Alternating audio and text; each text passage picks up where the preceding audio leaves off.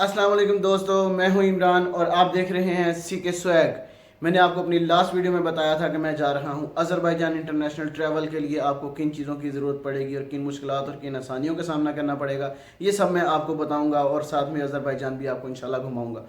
और लास्ट में वो कोरोना टेस्ट था, वो मेरा अल्हम्दुलिल्लाह नॉट डिटेक्टेड, तो मैं ट्रैवल कर सकता हूँ।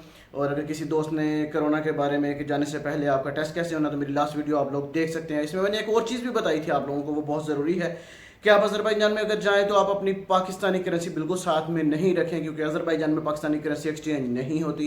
आपको अपने साथ डॉलर या दिरहम्स रखने चाहिए, और वो मैंने अपने डॉलर्स जो हैं वो एक्सचेंज करवा लिए हैं। और जाने से पहले एक चीज़ सबसे ज़रूरी कि आपने अपना पासपोर्ट और टिकट, ये डॉक्यूमेंट्स जितने भी हैं आपने अपने ज़रूर चेक कर लेने हैं, और साथ में अपना मास्क, क्योंकि आपको पाकिस्तानी एयरपोर्ट का तो मुझे पता नहीं है, लेकिन दुबई एयरपोर्ट में आपको 3000 दिरहम तक फ़ाइन हो सकता है। तो बेहतर है कि आप अपने साथ कुछ एक्स्ट्रा मास्क भी लेके जाइएगा। चलें सफ़र का आगाज़ करते हैं। यूं ही चला चल रही, यूं ही चला चल रही, कितनी हसीन है ये दुनिया। मेरी फ़्लाइट फैसलाबाद से थी और मैं गुजरांवाला से फैसलाबाद के लिए निकल पड़ा। है ये दुनिया, यूं ही चला चल रही, यूं ही चला चल रही, जीवन गाड़ी है समय पहिया। आंसू की नदियां भी हैं, खुशियों की बगियां भी हैं, रास्ता सब तेरा तक है भैया। यूं ही चला चल रही, यूं ही चला चल रही। फ़्लाइट में अभी 4 घंटे बाकी थे और चाय पीने का बहुत दिल कर रहा था, तो मैंने सैफ से बोला कि आप मोटरवे से उतरते ही जैसे ही कोई ढाबा आए तो हम ढाबे से चाय पियेंगे, क्योंकि ढाबे की चाय मुझे बहुत ज़्यादा पसंद है।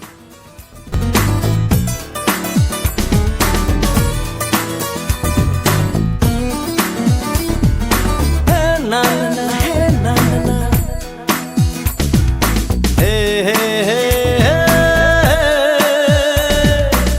देखो जिधर भी इन राहों में रंग पिघलते हैं निगाहों में, ठंडी हवा है ठंडी छाँव। और फैसलाबाद उतरते ही हमें ढाबे वाला अलाइड हॉस्पिटल के सामने मिल गया, जिसकी चाय बहुत ही कड़क और मज़ेदार थी। थैंक यू भाई साहब। और यहाँ से अभी एयरपोर्ट का फासला बहुत कम है और यहाँ से हम इंशाल्लाह सीधा एयरपोर्ट जाएंगे। और ये हमारा एयरपोर्ट आ गया। अब नेक्स्ट हमारे साथ आगे एयरपोर्ट में क्या होता है देखते हैं। आप लोग सोच रहे होंगे कि ये मैंने दरमियान में तो कोई वीडियो ही नहीं डाली। तो भाई साहब बात यह है कि दरमियान में वीडियो बनाने का कोई मौका ही नहीं मुझे मिला, क्योंकि बहुत ही मुश्किल ये वाला सफ़र रहा जो इमिग्रेशन का था मेरा। असल में हुआ कुछ इस तरह से कि मेरे साथ मेरे भाई साहब भी सफ़र कर रहे थे और उनके पास उनके TRC कार्ड की सिर्फ़ एक फ़ोटो कॉपी थी। ओरिजिनल उनके पास नहीं था, उनका वो बाकू में गुम हो गया था अज़रबैजान में। तो उनके पास एक अज़रबैजान का लेटर था जिसके ऊपर लिखा हुआ था कि आपका जो ID कार्ड है वो गुम हो गया है और आप वापस आके वसूल कर सकते हैं। लेकिन अनफॉर्चुनेटली वो सारा अज़री ज़ुबान में लिखा हुआ था, अज़रबैजान की ज़ुबान थी, वो लैंग्वेज थी, उसमें इंग्लिश का कुछ वर्ड नहीं था। तो इमिग्रेशन वालों ने हमें कहा कि आपने इसका ट्रांसलेट नहीं करवाया तो हम आपको ट्रैवल की इजाज़त नहीं दे सकते। तो भाई साहब को तो ट्रैवल की इजाज़त उन्होंने नहीं दी। इसी दौरान इस सारे मामलात में बाकी सब लोग तो क्लियर हो गए थे, लेकिन हम लोगों की वजह से आधा एक घंटा जहाज़ लेट किया उन लोगों ने। खाना आ गया है, खाना मील एंजॉय करते हैं और आपको साथ साथ बताते हैं कि क्या क्या आगे बीती। खैर हमारी वजह से आधा घंटा जहाज़ उन लोगों ने लेट किया, क्योंकि वो वहाँ पे अज़रबैजान में एम्बेसी में ट्राई कर रहे थे कि हमें वहाँ से कोई अप्रूवल मिल जाए ताकि हम इनको क्लियर कर दें। बट अनफॉर्चुनेटली कुछ ऐसा पॉसिबल नहीं हो सका, तो उन लोगों ने भाईजान को नहीं आने दिया और मुझे आने दिया। और आधा घंटा कुछ वैसे भी जहाज़ को कुछ और प्रॉब्लम हो गई, तो टोटल कुल मिला के 1 घंटा 10 मिनट हमारी फ़्लाइट यहाँ से लेट निकली फैसलाबाद से। और ये मेरा मील तो चेक करें पहले कि इसमें क्या क्या है। फ्लाई दुबई वालों, अल्लाह आप लोगों का भला करे। एक तो पहले पीछे इतना खपाया, आगे आके एक सॉसेज हो, ये कोई अंडे की एक टिक्की है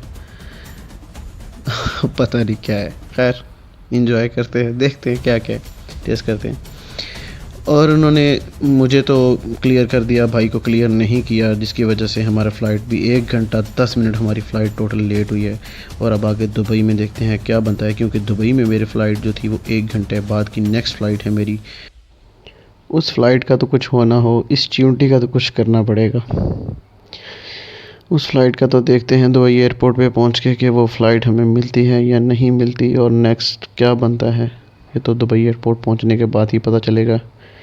और ये साहब आ रहे हैं, इनको इशारा किया कि भाई साहब ये अपनी च्यूंटी साहिबा को यहाँ से ले जाएं। वैसे कमाल की बात है यार, फ़लाए दुबई के खाने में ये च्यूंटी किधर से आ सकती है। कुछ नहीं कह सकता भाई साहब, इनको ही दिखाते हैं।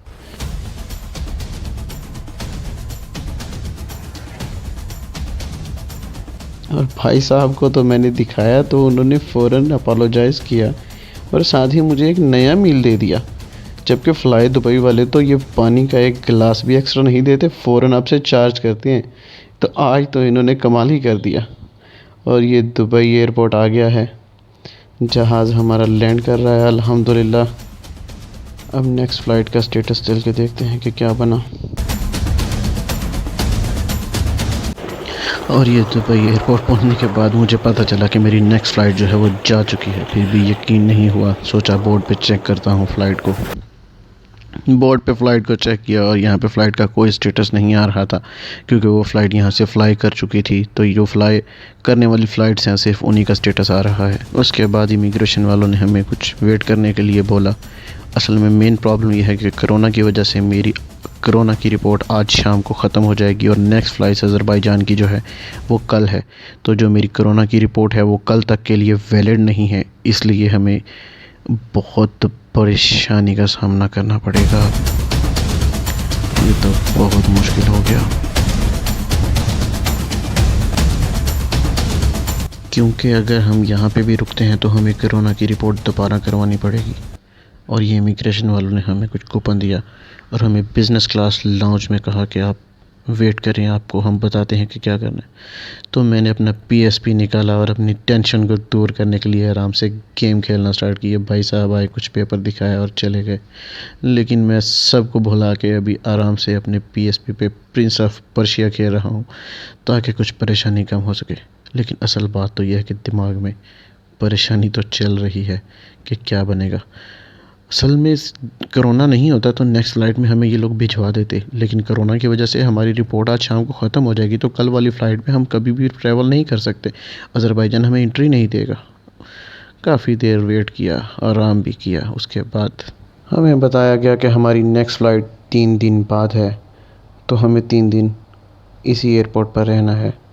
हमें एक वाउचर दिया गया कि आप KFC से अपनी मील एंजॉय करें, कुछ खाना खाएं, तब तक हम आपके होटल का या ट्रांजिट वीज़े का कुछ इंतज़ाम करते हैं। सब कुछ भुलाने के बाद भूख ही सिर्फ इस वक्त हमें याद थी, तो उसका उन्होंने कुछ इंतज़ाम किया और हमारे पास हमारी मील आई, जिसमें एक बर्गर, फ्राइज़, आइसक्रीम और कोल्ड ड्रिंक थी।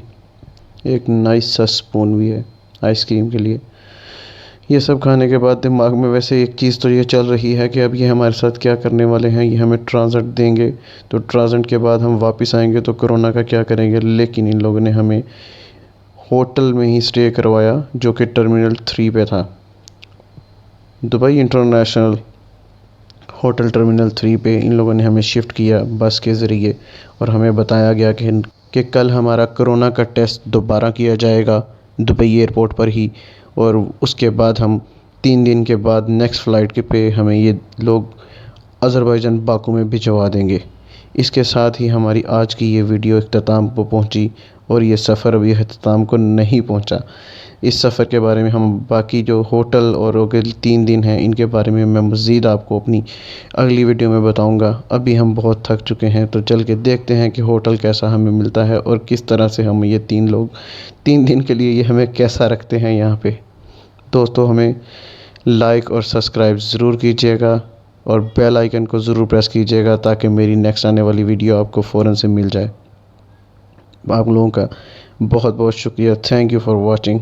अल्लाह हाफ़िज़।